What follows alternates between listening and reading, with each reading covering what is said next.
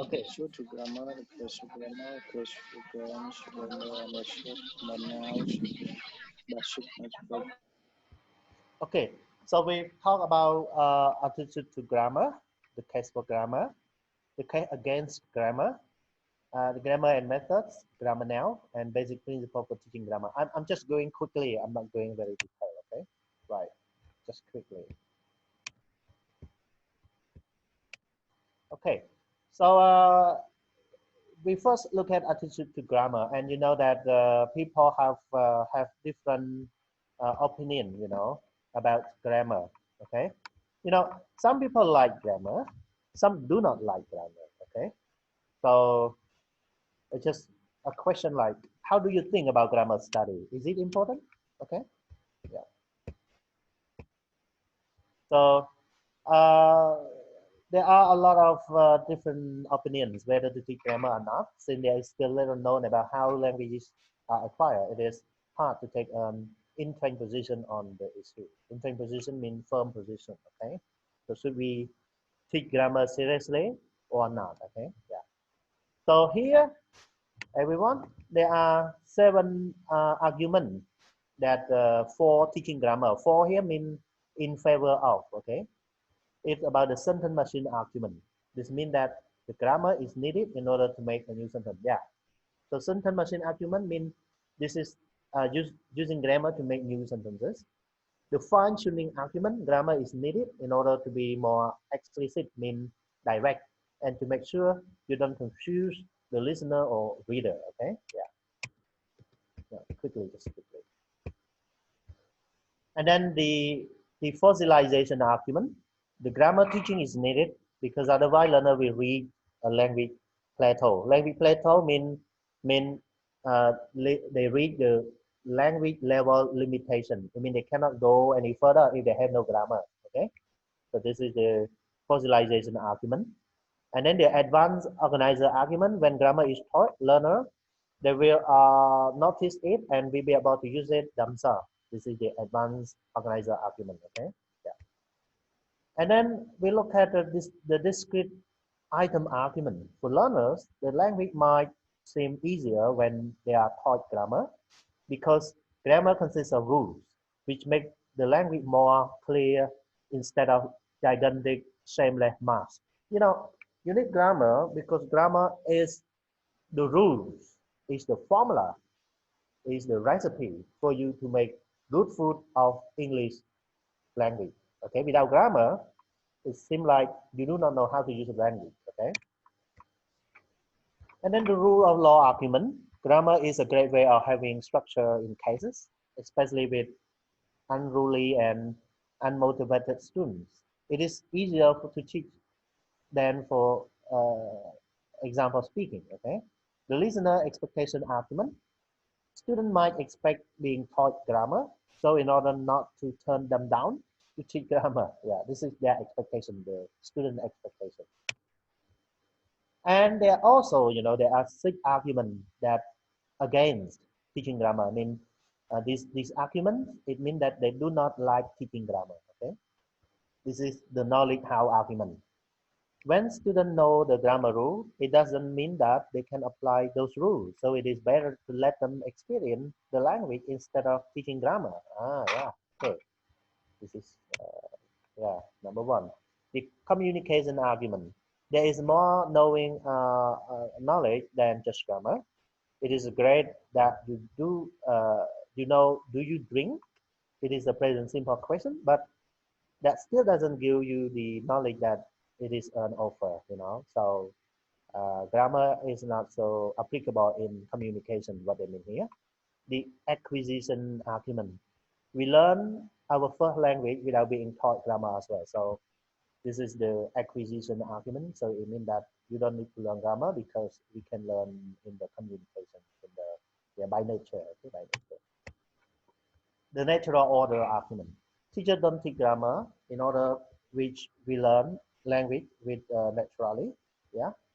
So here it's just like uh, grammar actually not taught naturally. The lexical chunk argument.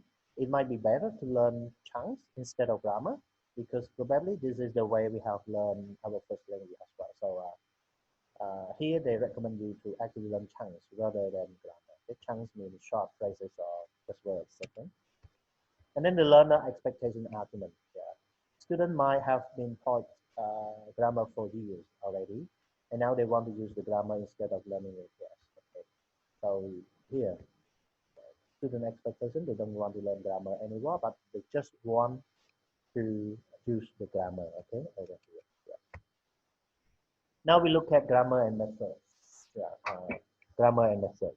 So in the last century, the architects of language teaching methods have been preoccupied with two basic design decisions concerning grammar.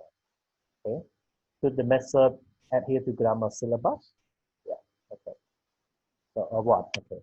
Or should the rule of grammar be made explicit? Yeah.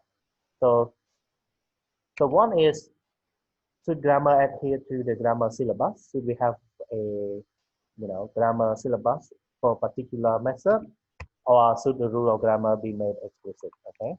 The various ways they answer this question have distinguished different methods from each other in the last century. Okay, look at here. Yeah. So one we have a GTM, okay, grammar translation. This developed in the early 1500s, teaching Latin and used in English teaching in the 19th century. So you actually know the GTM. It's actually started in 19th century. Okay, the courses follow grammar syllabus, and a lesson typically begin with an explicit statement or rule, followed by exercises involving translation into our native language. Yeah, the mother tongue. Okay, the GTM, and I believe GTM is still popular. So we talk about this again. Okay, I don't mean that you have to use it 100%, but it is sometimes good if you actually use it. Okay, so let's see how it works with the students. Okay, and then we have direct method developed in the 1900s. In this method, grammar was not explicitly taught. The method prioritized oral skills. Yeah, so direct method actually focus on the oral skills, mean speaking. Yeah, as learner they're supposed to pick up the grammar in much the same way as children pick up their mother tongue, simply by immersion in the language. Okay, yeah, so memorizing, practicing. Yeah, okay. And then we look at audiolingualism, everyone. Yeah, again, I'm just going quickly because this is what we actually talk about again and again. Okay. Learners study a graded list of sentence patterns practiced in the audiolingualism classroom. Audiolingualism classroom means focusing on listening and then practice. Listening and drill, especially pronunciation drill. Everyone, yeah. So graded list. Everyone graded list of sentence pattern means that they actually study the sentence pattern in order from easy to the most difficult. This is called graded. Okay, graded in order, everyone. This method was all about habits, as behaviorist psychologists believe language was just behavior. Yeah. So behaviorists in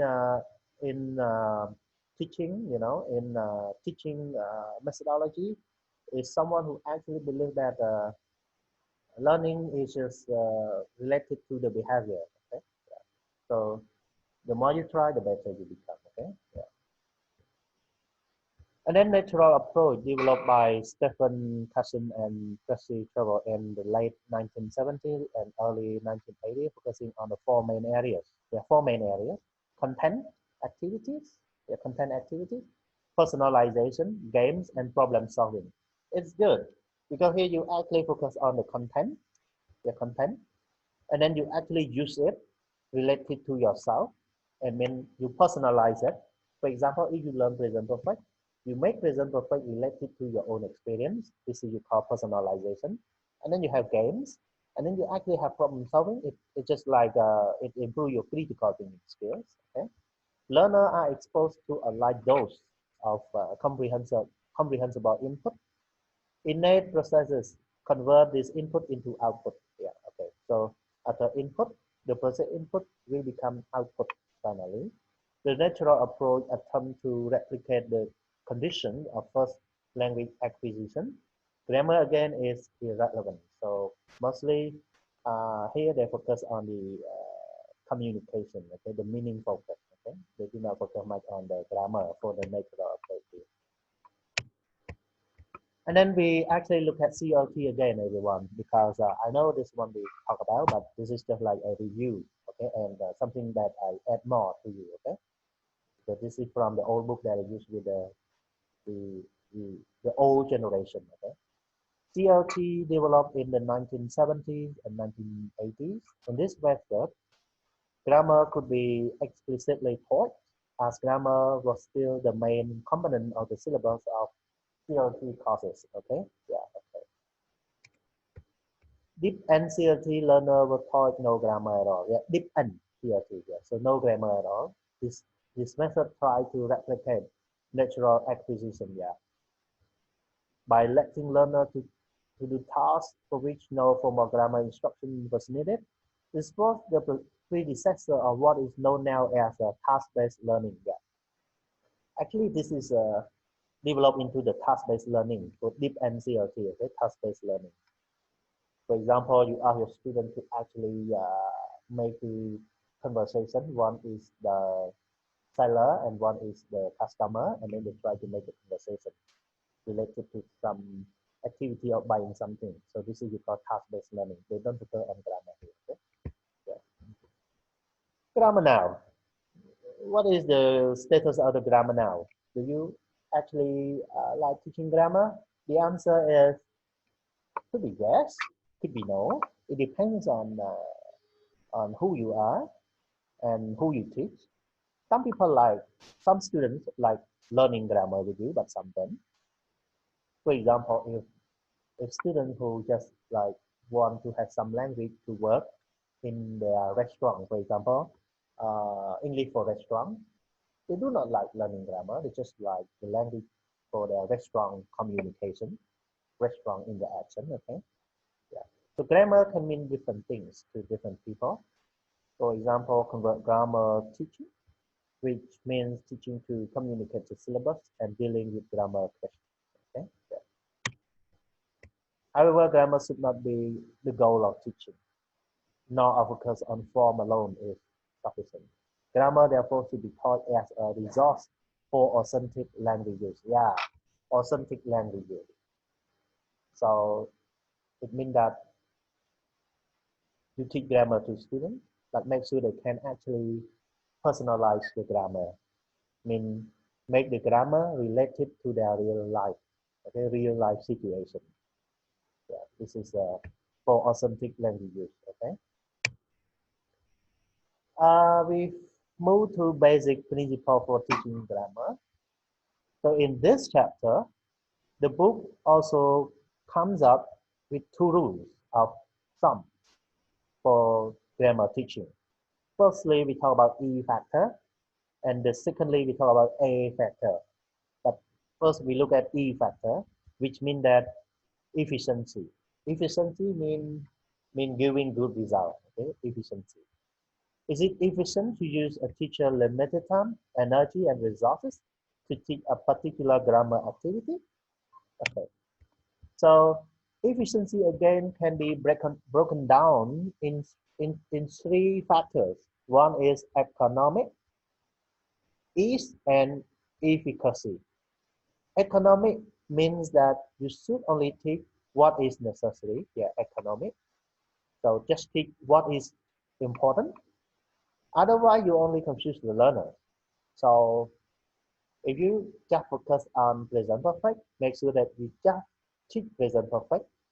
Okay, do not like talk about like what article, blah blah blah. Okay, you just confuse your students. Ease in short means that the easier an activity is to set up, the better it is. Yeah. So make sure things are easy for students. And the last one is efficacy. Okay, mean the first of all trying to lift away any distracting or irrelevant details. Also, attention without understanding is a waste of time. So secondly, efficacy depends on the amount of and quality of the contextual information, explanation, and technique. Okay, yeah, efficacy. Yeah, just just make sure that something that you teach to your student is good, is important. Okay? Yeah. Finally, efficacy depend on how memorable a presentation is. However, none of these conditions will be sufficient if there is a lack of motivation. The second factor is A factor, everyone, which means A means appropriacy, mean being appropriate. This means that grammar items should be appropriate for learners, which depends on the age, level, the size of the group, and the learner interest. That's A, okay? Appropriacy, okay? Being appropriate, okay? So to sum up, we actually talk about case for grammar, the argument, the fine-tuned argument, the fossilization argument, advanced organizer argument, discrete item argument, rule of law argument, learner expectation argument. And then for case against argument, the knowledge how argument, the communication argument, acquisition argument, natural order argument, lexical chunk argument, learner expectation argument. And then we actually talk about six teaching methods. Okay, two basic principles. How efficient they are, the E factor. How appropriate they are, the A factor. The efficiency and the appropriacy. Okay. All right. So these are all for today. This chapter. Okay, for this chapter. So I hope this is no problem for you because something which most of the point you actually become familiar with the point. This is just something to add to you. And everyone, do not forget about the reflection paper 2. And this is your last assignment with me. No more assignment, but please do it. I will set it, okay? And please try to do it. And we will finish our course by the end of the month. And in early August, we will have our final exam, okay? All right. So I think that's everything. Any question? Hello there. Hello, teacher. Yep. Okay. Any question? Teacher, can you move to slide number 25? Number? Hello, teacher. Number? What number? 25, teacher. 25. Okay, 25. Which one? Efficacy, you mean, no? Can you clarify with efficacy again? Efficacy referring to teaching grammar. Here you just pick up the most important point to teach a student. Make sure that what you teach is good, which student can actually understand. Okay, and they are interested. Do not teach something which Teacher, can you say again? It's not clear. Okay, say again. So efficacy means it is about teaching grammar because we talk about teaching grammar. Okay, so it means that it is about something which is important. Yes.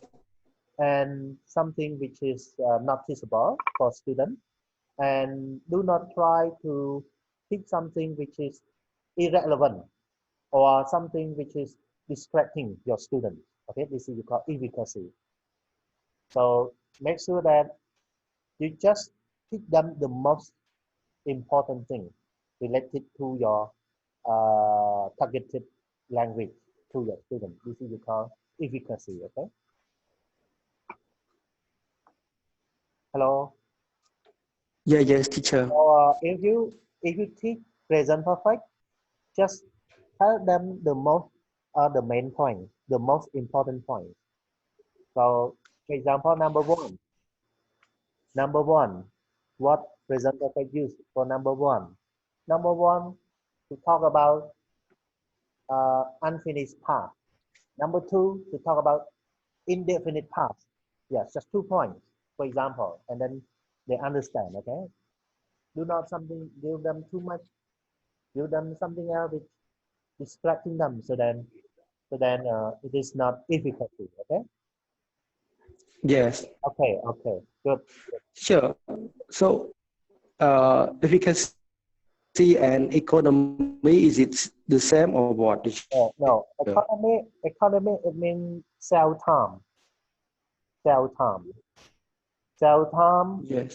And make sure that you select what that you think your student can understand. Do not spend a lot of time. They just refer to that. Okay, especially refer to sell time. Use short time. Okay, a little time. Okay, this is economy. Yeah. Okay, economy. Right. So anything else? If you have no more questions, we can go home, everyone. Teacher, how about the final exam? We do it at school or by the online? I mean, online. Don't worry. Okay. Now, don't worry. Teacher, how about reflection? The final reflection, teacher. No, only one more. No more final reflection. Okay. Only one that I sent to you, right? No, you will have second reflection paper. When is the deadline that you will collect from us? I will give you notification in your Google Classroom. Okay. Yes, teacher. Thank you. Okay. So I think that's everything, everyone. Thank you very much. Have a nice day. Okay. Thank you. See you. And do not. Thank you, teacher. Thank you, lecturer. Goodbye. Yes. Do not forget to go to your Google Classroom in the afternoon to check your attendance. Okay. Yeah, Yeah. goodbye. ខ្ញុំដែលអត់ទាន់ឃើញបានគេបងអស់ហើយនេះយើងបាន check នៅ Oh. Not yet, I'm not yet. អត់ទាន់ឃើញបងខ្ញុំអត់ទៅបាន check ទេបងនៅព័ត៌មានច្រើនបង See you later, everyone. Goodbye.